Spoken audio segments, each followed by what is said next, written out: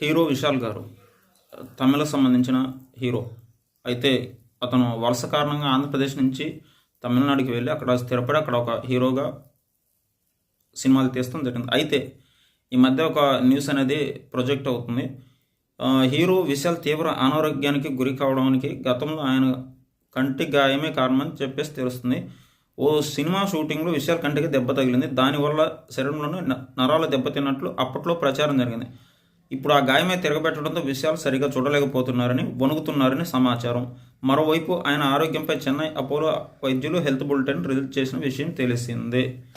ఇది అంటే మొన్న ఒక ఫంక్షన్లో, అంటే తన సినిమా రిలీజ్ ఫంక్షన్లో అతను వణుకుతూ కనిపించాడు.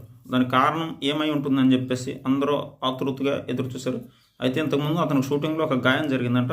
ఆ గాయం తిరగబెట్టి ఉండొచ్చు అని చెప్పేసి నిపుణుల సమాచారం, ట్రేడ్ పండితుల సమాచారం. Thank you.